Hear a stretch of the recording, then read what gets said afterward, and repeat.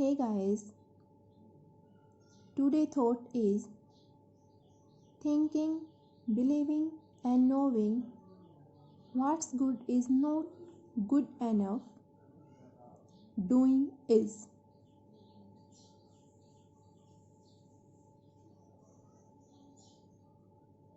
That's good attention with bad attention is common practice.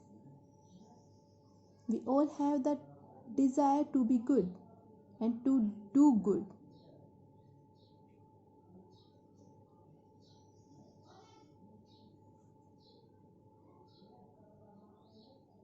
So always think about what is right and the best thing to do and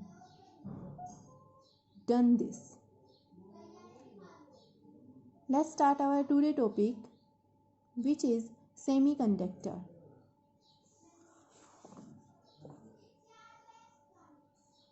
All of we known about the metals. Metals may be of different types. In electricity, we classified the metals in mainly three categories on the basis of the fact that it conduct electric charge inside it or not. If there is the flow of charge, that is the current inside any matter, then it is called metal or conductors. All metals are conductor. And if it is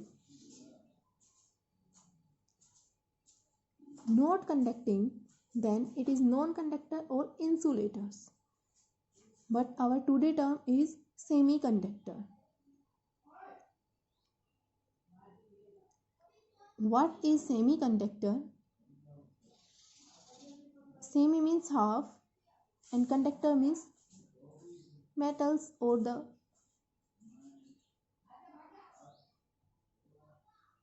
which conduct electricity. So we can say that every solid conductor of electricity can be classified as either a metal or semiconductor. A semiconductor is an insulator in which at room temperature some charge carriers are mobile and at absolute zero a pure perfect crystal of most of the semiconductors would be an insulator. So in brief, we can say that there is the funda of temperature.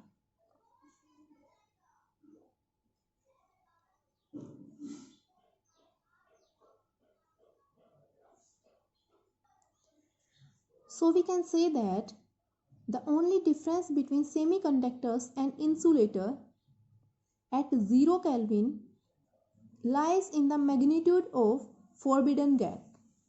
What is the forbidden gap?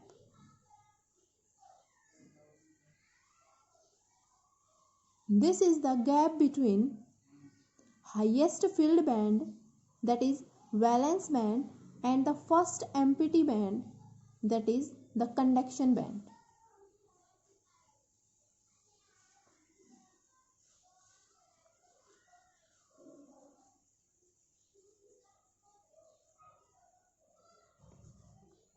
If there is, this is conduction band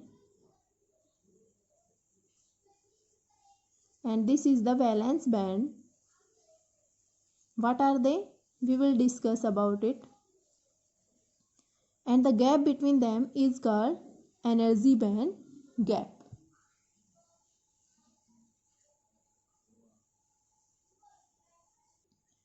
Now we discuss about only the semiconductors.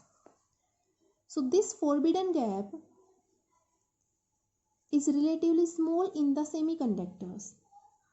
On the other hand, metals different from the semiconductor to several respects. The most fundamental and significant difference is that metal conduct electric current by means of mobile negative charge carriers only, whereas semiconductor conduct electric current by means of two distinct or independent classes of mobile charge carriers. Or we can say that there is a difference between semiconductor and metal is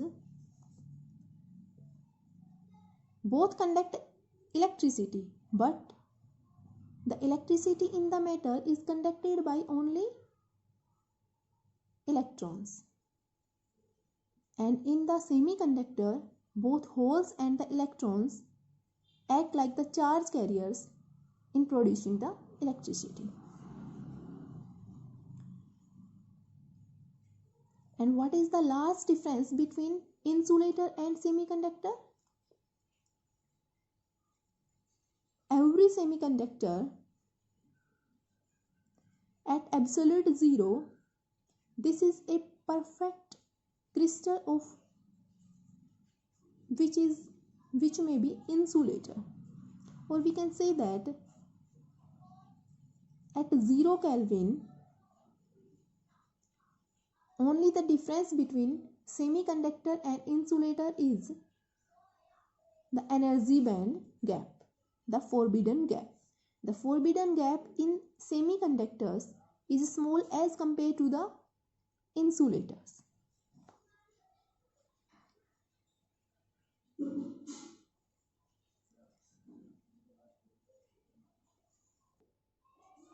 So we can say that semiconductor conducts electricity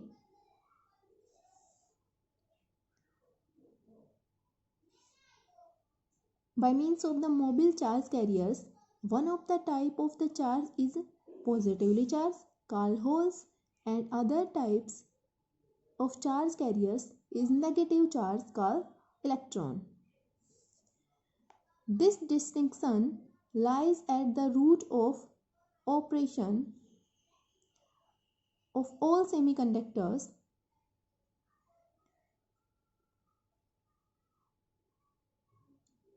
which may be semiconductor junction devices as like diode, transistor, except at room temperature, or we can say that except at any temperature which is not much below their melting point, semiconductors have resistivity considerably higher than good metallic conductors and also much less than good insulators have. So the resistivity of semiconductors at room temperature generally is in the range of 10 to power 5 minus 5 to 10 to power 8 ohm meter.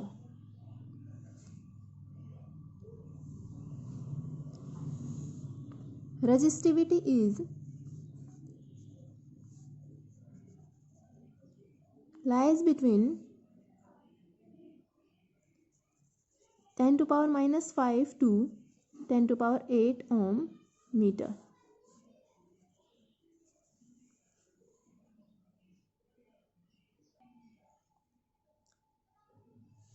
So that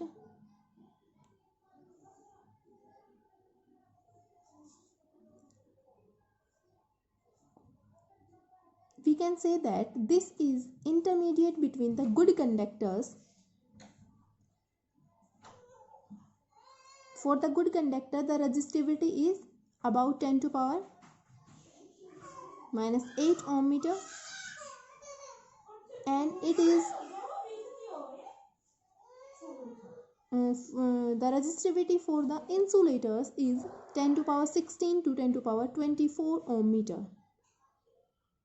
So this is the resistivity of the semiconductors, which is 10 to power minus 5 to 10 to power 8 ohm meter, is lies between the resistivities of insulators and metals or conductors.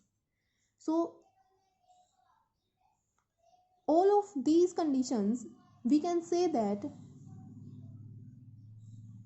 the matter is called semiconductor, that is half conductor. It may be half insulator, it may be half conductor. It lies between them. So this is called semiconductor. And the electrical resistivity of semiconductors is usually strongly depend on temperature also. Also we can say that semiconductors have negative temperature coefficient of resistance. Now we will classify the semiconductors. So taken into consideration all the physical characteristics of the semiconductor as we discuss now, it is very difficult to define a semiconductor.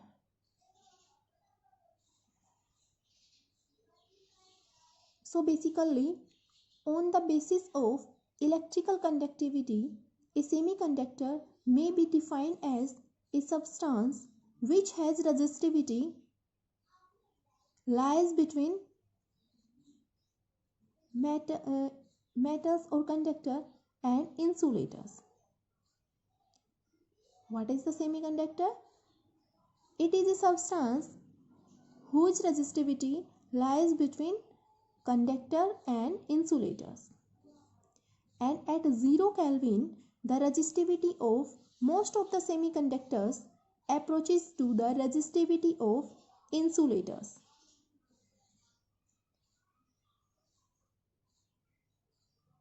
And also the resistivity of most of the semiconductor decreases with rise in the temperature of semiconductor. The elements like germanium and silicons are regarded as basic semiconductors.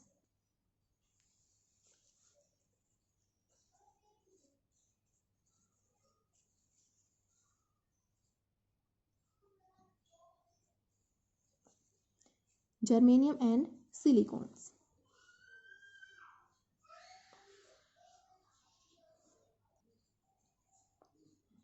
In early solid state devices like PN junction and transistors, germanium has been used, but now it has been replaced by entirely silicon due to its availability in abundance. At present, the complex integrated circuits are manufactured from silicon, and in addition to the elemental semiconductors, some compound semiconductors are also used like cadmium sulfate, gallium arsenide, lead sulfate, lead telluride, and indium antimonide.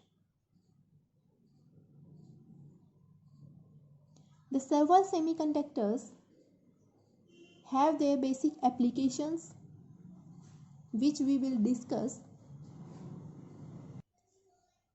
Some of the application list is,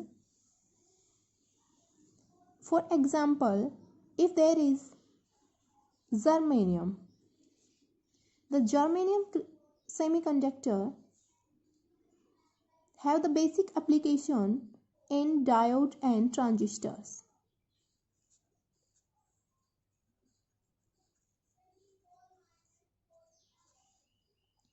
Second one is silicon.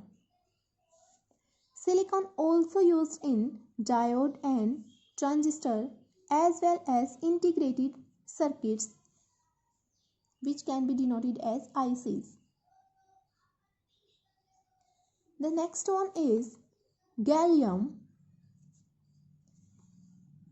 As we know, there are the high frequency transistor available in the market.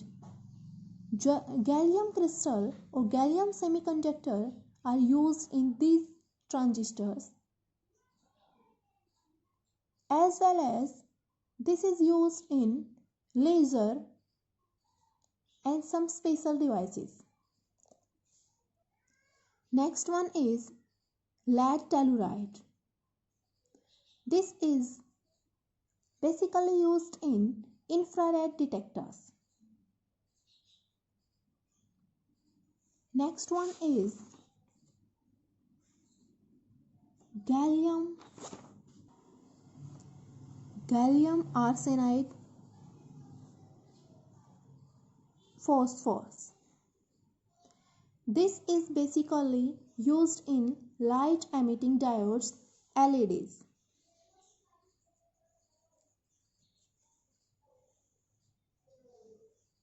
So these are the basic semiconductors which are used in different fields.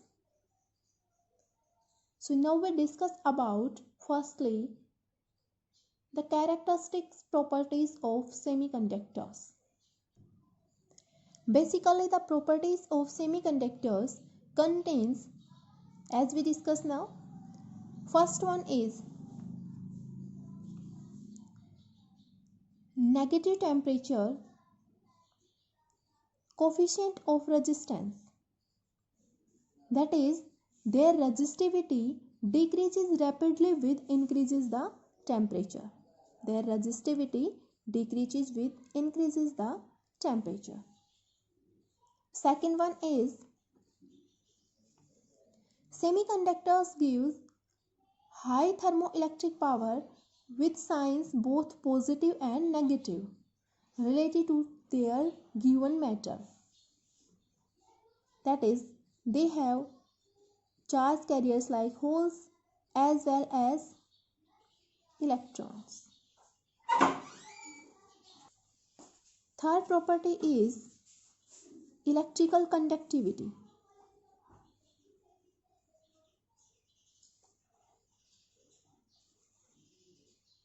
It is very much affected by adding small amount of impurity to it. The process of adding impurity in the semiconductor is known as doping. We will discuss about it. The fourth one is a junction diode, or we can say that a junction can be made between p-type semiconductors and n-type semiconductors, which shows rectification property.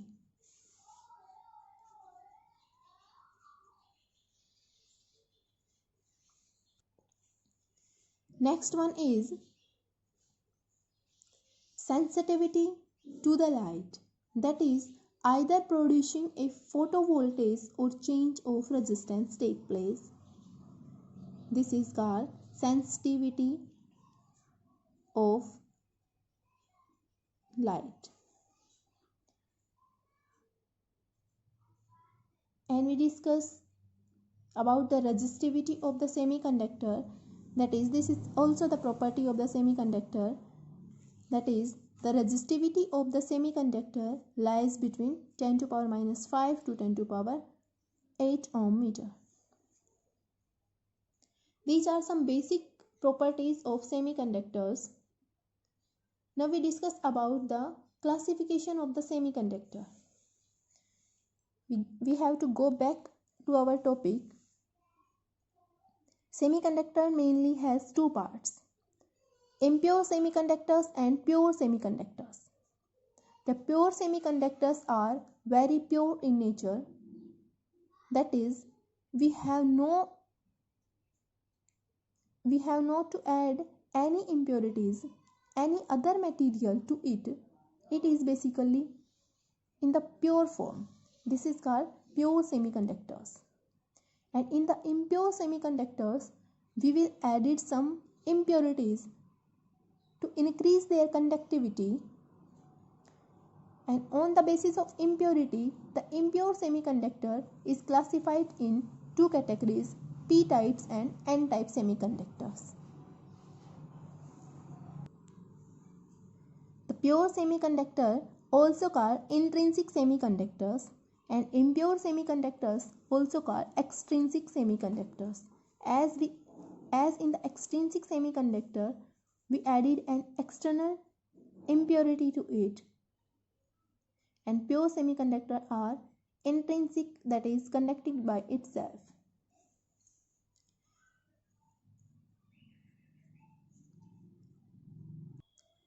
So firstly we discuss about impure or extrinsic semiconductors.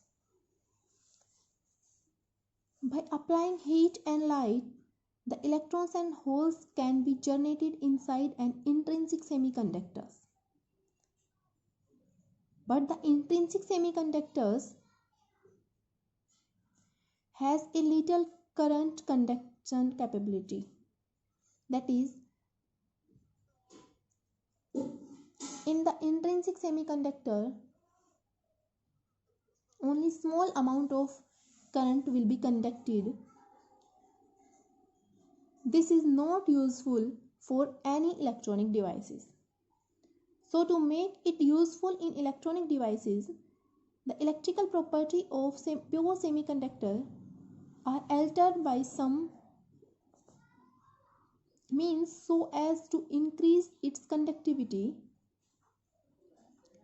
It is found that the electric property of pure semiconductor are drastically modified by addition of small amount of stable impurity. The impurity atom is called dopant.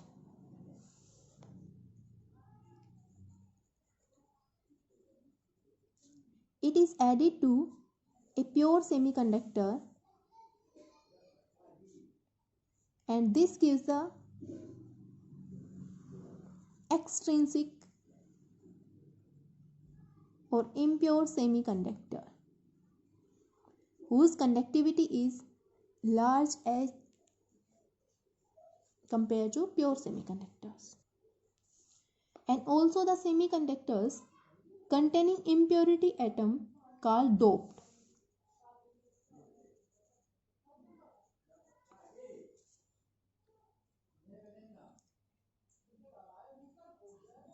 Or we can say that this is extrinsic semiconductor or impure semiconductor. This is called dope, which is extrinsic or impure semiconductor which contain some impurities. The process of adding impurity is called doping. The impurity is added either to increase the number of electrons or the number of holes in the semiconductor. Since the semiconductors generally belong to fourth group of the periodic table, as like germanium and silicon, so the impurities which are added to will belonging to the third and fifth group of periodic table. So depending on the type of impurity added, the extrinsic semiconductors are classified into two categories, which are called p-type and n-type. The amount of impurity added in the semiconductor is very small, or we can say that the doping process contains the dopant 1 in 10 to power 6 atoms. So there is no structural change in semiconductors, but the conductivity, that is order of 1 ppm, 1 parts per million of the material, is largely affected by this doping. Firstly, we discuss about n-type semiconductor.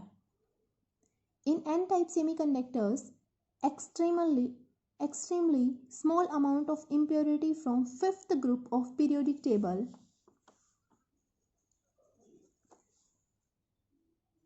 say arsenic,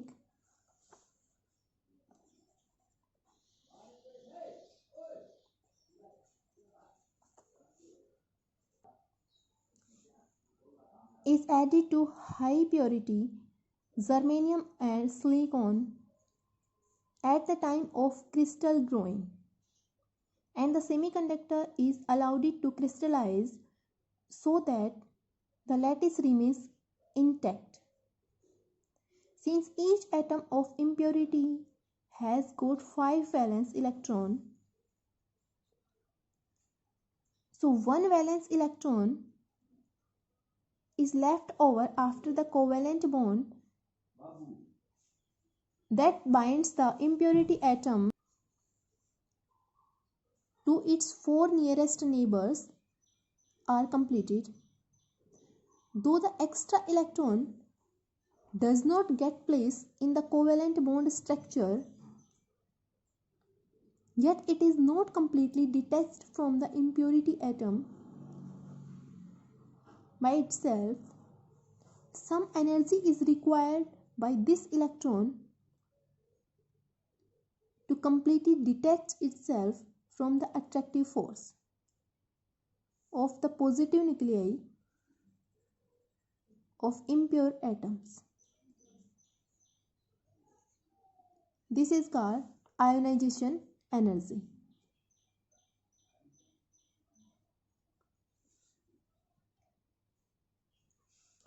This is the fifth electron.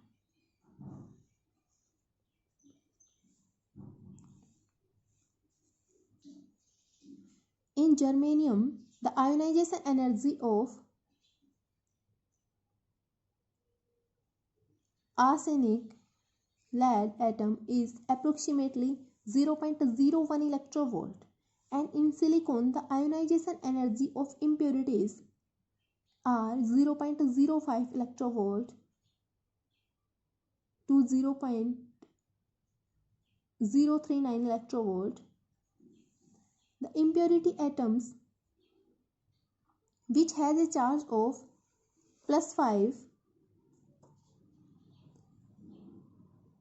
rather than plus 4 represent a localized immobile positive charge. This situation is like this. It may be noted that from here, by giving away its one electron,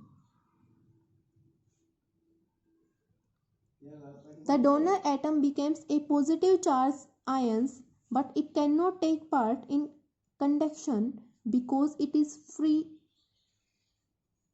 freely tied to crystal lattice. So now, consequently, the donor impurities contribute conduction electron to the semiconductors without contributing holes. Hence, the concentration of electron in the conduction band is increases and exceeds the concentration of holes in the valence band, as like this.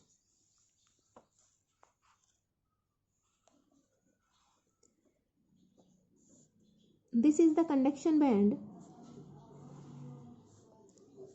and this is the valence band. Holes are present in the valence band and some of the electrons are present in the conduction band.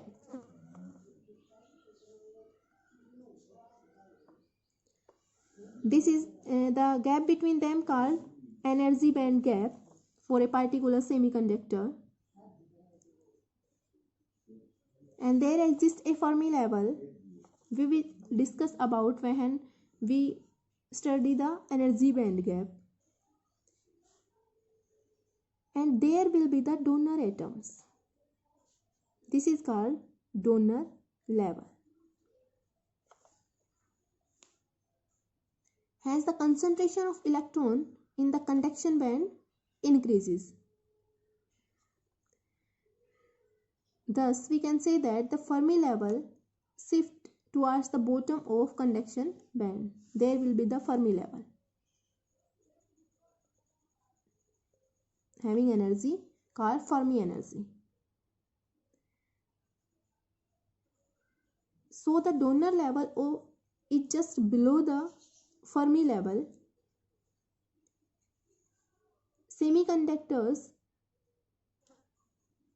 remains electrically neutral. This is the second thing for any type of semiconductor. Here, in the n-type semiconductor, there are valence electrons present, but there is no negative charge. There is only a free electron, which cannot stabilize the charge on the semiconductor. So we can say that the semiconductor remains electrically neutral as there are number of free electrons under all conditions remains equals to the number of donor atoms.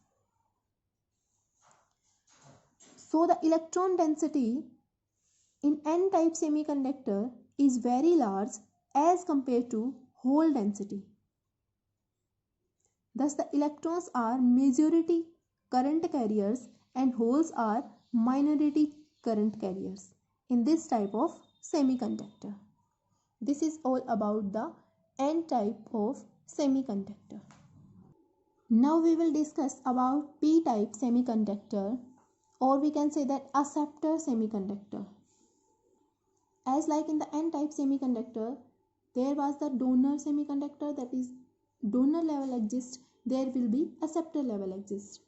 How it form? Let's discuss. In p-type semiconductors, extremely small amount of impurities from the third group of the periodic table like zinc, gallium are added to highly pure germanium and silicon at the time of crystal growing, and the semiconductor is allowed it to crystallize so that the lattice remains intact. Since each atom of impurity has got 3 valence electrons, so there is a valency in the band structure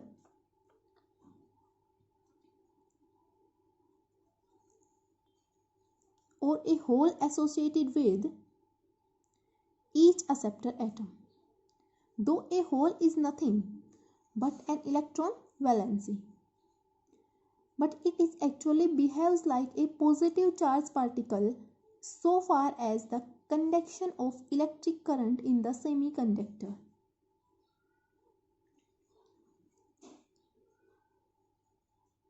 As like this. Since there is a strong tendency of semiconductor crystal to form a covalent bond, these bonds, hence a holes attract one electron from the nearby covalent bond. This is attracted by the hole, and then the valency becomes, the hole becomes now this electron filled by this, and covalent bond is formed in that direction, and this covalent bond is broken up, so there will be the valency is present. So what we can say, an hole electron one electron from the nearby covalent bond, consequently a new hole is created at the originally occupied hole, and so on.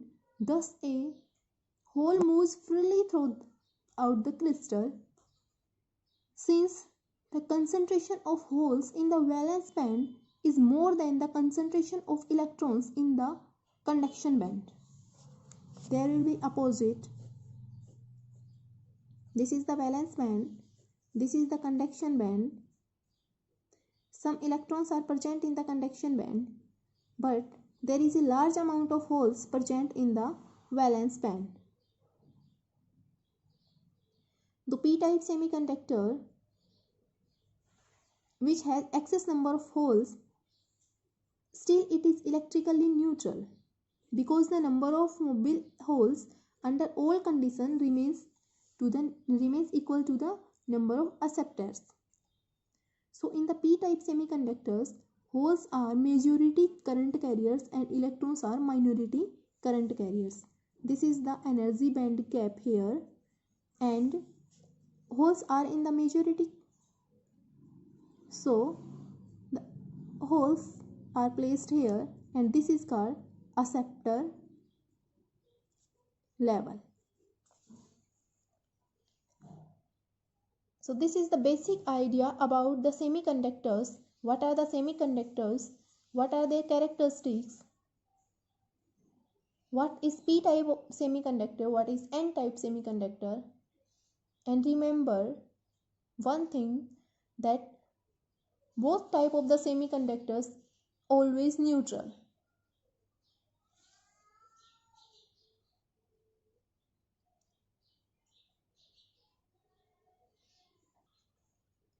Again I repeat our today thought: thinking, believing and knowing what's good is not good enough, doing is.